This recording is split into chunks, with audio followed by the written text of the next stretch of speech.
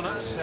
We're here at the AES in New York, 2009, and we are presenting the brand new product from Sonnox. Sonnox Restore is a suite of plugins, 3 plugins: denoiser, debuzzer, and declicker. Now I'm going to be talking about, well, very briefly, just to show you what is exclusive from these plugins that you will not see anywhere else. So to start with, we have this debuzzer, okay, which, as the name shows, it's really helpful for locating frequencies that are annoying and quite stable.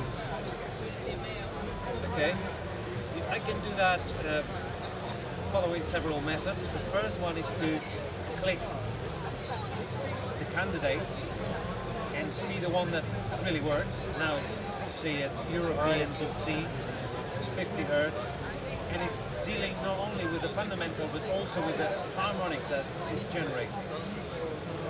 Okay, so that's it. That's for the dialogue. I do have other approaches, like when I'm dealing with music, I do have to be more careful not to be too aggressive with the material. So I have a different approach. In the same case, it's DC, but this time I'm going to use a parametric EQ that will deal with the harmonics too, the even and odd, or just the odd ones. Yeah. So this procedure is less aggressive with the music, and you'll want to use this when you're really concerned about the audio material. Another good thing for the debuzzer is the annoying high-pitched frequencies. This is the whistle, for example, that you might get from a light like this, maybe, I don't know, 10, 12, 8. We have a frequency that's here, it's giving us trouble. We do not know exactly what it is, or where it is. So we're going to use the real-time spectrum. That's always posing some candidates for that. So we just click and listen. So for the moment, none of them seem to be the right one. Although I have another method to locate it, is to generate a tone, and I can change the frequency for that, and then listen on the fly and do the comparison and see if it matches the annoying frequency. Okay, that seems to be around, oh, okay, that looks like a candidate, so let's click on that. There you go. 3,500 Hertz, so that's where it comes from. Also, if this frequency, as it is the case, doesn't contain too much, too many harmonics, I can bring the bandwidth or the range up to here. This way I shall leave the upper side of the spectrum alone, untouched, in order to preserve the maximum quality that I can in this case. Okay, again, I might use the parametric EQ or the comp filter at will.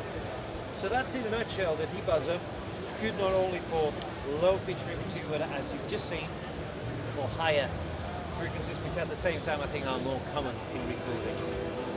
The next one is the declicker.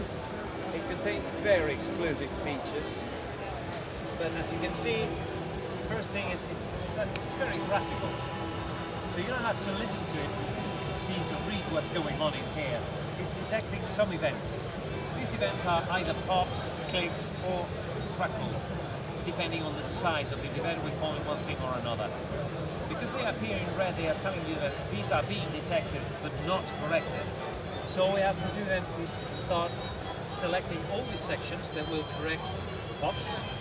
You see now the pops appear in their natural color. Now the clicks, blue, and finally crackle. In all 3 plugins you have this diff button that allows you to listen what's being removed, what's actually being removed. And you have the master enable button to compare with the original material. So that's, I mean, classical, standard clicking approach. Now let me show you the really unique features that the clicker has. You see this box here? It is completely mobile. You can resize it.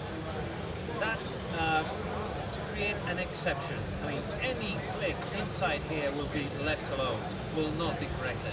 That can be interesting for one particular reason. I can explain to you. Of all the clicks that I get, There's one type that comes from poor recording. That's the one I want to get rid of. But there is a second type, the clicks that are associated with an audio source. That's the ones I want to keep. Okay. So in this example here, I've got a brass section that's jumping in that I do not want to process. So I want to keep the brass as it is with this slightly crackle as it happens. Now it's in. You see, all this brass falls into this area and it's not processed, keeping the original quality of that. Otherwise it would sound dull. If I process this, if I try to click this, it would sound dull. And that's not what I want. That's an exclusive feature that of course I can disable, enable and hide, of course. Yeah. And I can automate using the sequencer's automation. Not a problem. Cool, let's move on. And another feature exclusive by the declicker is the dialogue mode. Okay, this is the declicker as we've known it. But then say, well, we've got a chap that's speaking here, and there is dialogue, and there is silence, and again dialogue. You might want to deal with two separate sets of parameters. And that's what we've got here. The below set and the above set. Okay? And the threshold. That allows me to decide, okay, which one is coming in and which one is coming out every time. So I can enable one in and out very easily just by the use of this threshold. Okay? I can introduce a frequency component here. So if I'm dealing with dialogue, I have to concentrate on the spectrum where all this dialogue is taking place, and then the threshold will respond only to this area. So we call it dialogue mode, but you don't have to use it only on dialogue. I mean, the example of the brass that we've just seen would be equally suitable for that. Okay, that was the declicker. Finally, we have the denoiser. That's quite an interesting one. It's an all-purpose noise cleaning, background noise cleaning. Let me reset that for you. Okay. It has a couple of sections. First one is the dehisser. Very powerful. I mean, it's really ultimate technology. And let me switch it on for you. Okay, there it is. It will handle from the cutoff frequency onwards. So then you don't have to worry about that. It can work with either 12, 3, and 6 finally. That's where we'll leave it. And then there is the reduction or the remove algorithm.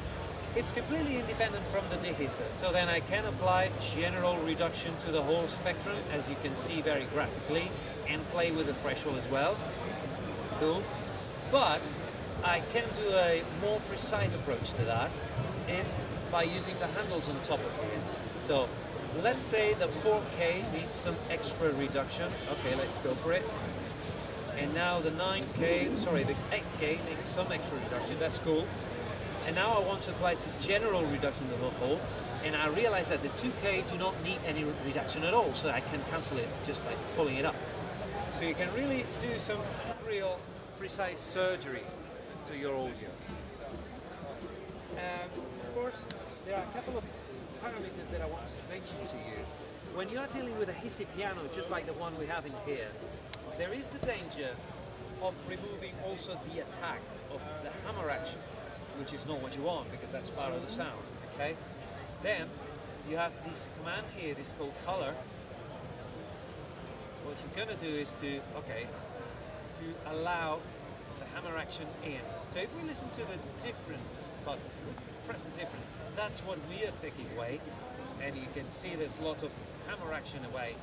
So what you want is, no, I just want to exclude the hammer action. So I want to keep that in my original audio. There you go. There you go. You have the same control for the high frequencies. That's called air. Okay. And one final setup, which is not aggressive at all. We have a full stereo track with some performance. And this comes from the tape. Obviously, first thing we'll have to do is to dehiss it with a powerful algorithm. And that's it. I mean, I leave to the dehisser the upper side of the frequencies. And then for this section only, I do not apply any reduction at all. I mean, I will just play with the handles to apply the exact reduction that I want. Why? Because there'll be some symbols going on in here that I want to keep. If I overdo it a little bit, doing like that, it might sound dull in the end. That's not what I want. So now if I listen to one removing, there you go, play it back again for you. That's the original single with a hiss, and that's the processed. Very subtle.